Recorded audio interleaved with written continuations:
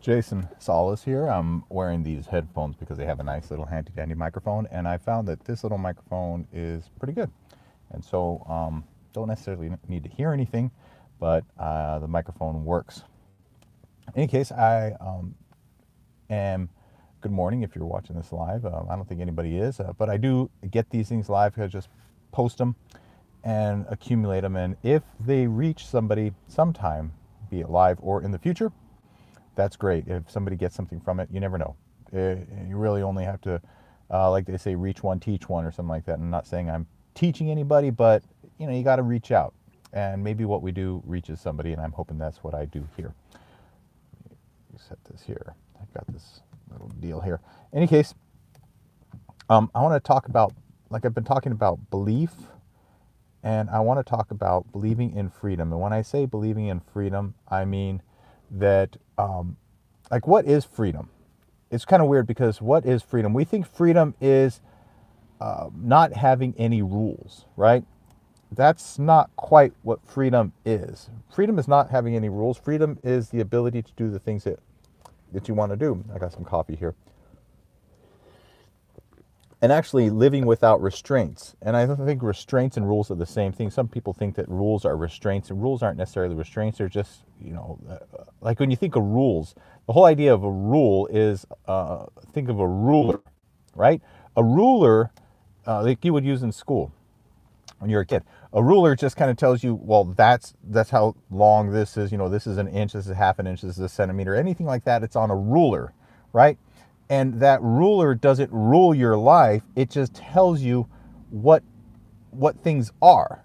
So rules, kind of like when people say guidelines, they kind of tell you what parameters are, what you're working with, what's good.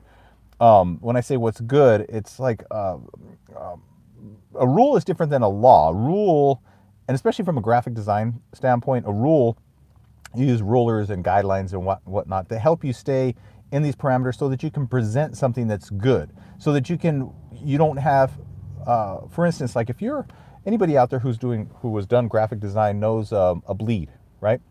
So if you're not set up for a bleed when you're printing, a bleed, for those who don't know, is that when the print's off the side of the paper, right? And then they cut the paper and then you have color all the way to the edge of the paper. Well, if you don't have the printing set up for that, right? If you're just using, say, a Xerox copier, well, that doesn't print to the edge of the paper. It has to print within the margins of the capabilities of how it prints. So you have to set up guidelines. You have to use a ruler to say, if I want to present this to somebody so that they receive it the best, I have to stay within these guidelines. I have to set up my rulers, my guidelines, and everything like that. So that's kind of what rules are, and that's what I was thinking.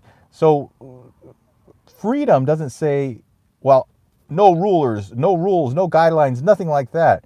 And then you just go off the side of the page and people can't read it. It's just chaos. Freedom is saying I work within the parameters that I have, and I work freely within those parameters. And parameters aren't a bad thing. They're actually a good thing because they allow us to be free. If the parameters are too big, we don't know where to start. Like, think of a paper. If you're writing a paper for, say, you're taking a class or anything like that, and you say, well, how long should this paper be? Like, roughly how many pages, something like that. They're saying, like, it's open for, however many. Well, what size of paper should I use? Well, whatever. You can use like a poster or a 10 sheet, 10-foot long sheet of butcher paper to write this thing. It's like, and how many pages is that? I just don't know. Give me some sort of a framework to work within, and then I'll have that freedom to work within that framework. So that's basically how I define freedom, is being able to freely move within a certain framework, and that framework should be a good, a wise framework, if you will. And I won't go into what a wise framework is. Maybe we could do that later on, but for right now, let's just talk about that freedom. So when I say believing in freedom, we really do have to believe in a freedom. And when I say a freedom, it's like there's only really one true freedom that we have, and that's the freedom of our own mind. And it may sound trite, and we hear people talk about it like, free your mind and the rest will follow. But it is true. You only have that freedom of your mind. If you don't have that, like nothing is, you have no other freedom. Like there is, the only freedom one has if they don't have freedom in their mind is a freedom that somebody else gives them. And that's not freedom, because that's like outside of themselves. That's extrinsic. That's, if we're waiting for somebody else to give us freedom, then that's not freedom. We have to have a certain freedom. And so having that freedom of mind, like freeing our mind, really, like really truly freeing our mind, is the only true freedom. Viktor Frankl talks about it in Man's Search for Meaning, how even though he was in the concentration camp, he freed his mind, and by freeing his mind, he was a free man. And that's a hard concept to really grasp, because I've never been in that situation. And how do you overcome that? Well, the only way to do it is internally. Now, when I say believing in freedom and believing in freeing your mind, we have to really believe that that is possible. If we believe that it's not possible to free our mind, that the only freedom we have is the freedom that other people give us, then we will live in that trapped state. And we live in that trapped state of our own mind, creates a trapped state of anything. And so believing and saying it is possible to free my mind. And when I say free my mind, I'm not saying give in to whatever thoughts come in to, it's like, hey, I have a mind to punch this person in the nose just because I'm going to do it. I'm freeing my mind. No, that's not freeing the mind. That's just debase, hedonism. Freedom is not hedonism either. It's saying, I will not be a slave to these negative thoughts that I have, or that often come into my mind, or I will not feel that I am constrained mentally by anything, right? That's when they say think outside the box. That's essentially what they're saying, is that don't be constrained by the mental box of what you perceive or what you have always had. If we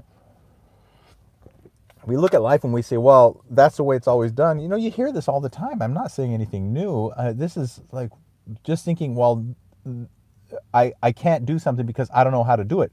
Well, learn how to do it, right? You got to free your mind to learn, to say, I can do that. I can free my mind to learn new things. And so once we free our mind, we kind of like break those little barriers and say, like, I'm expanding our horizons, right? Then our freedom expands. And when our freedom expands, we learn that the parameters that we have are only the parameters that we set on ourselves. That's about as much time as I have today. I've been talking about belief this week, and if you have any comments, put them down below. I really, really hope that that you, whoever is listening, that if you do struggle with freeing your mind, that you start to. When I say start to, I mean engage that journey. Head on that journey. It's not going to happen the first day. It's not going to happen the fifth day. It might not happen the first year or the fifth year. But starting on that journey to say, I'm going to free my mind, and I am no longer going to be a slave to my own limiting thoughts. If that's you, then continue listening to different things that maybe I say or other people. Listen to great people out there. Tony Robbins or Bob Proctor, or Alan Watts is a great person to listen to. Jordan Peterson. All these guys will kind of open our minds. So I'm not saying anything really new, but do that. If you feel like, hey, I have complete freedom, I don't have to listen to, that's fine. That's wonderful. Good for you. It's just not me. I've been working on it for years, and I continue to work on it. So that's what I have for you today. Visit my website, jason-salas.com. That's jason-salas.com, and I'm still working on it. It's under construction.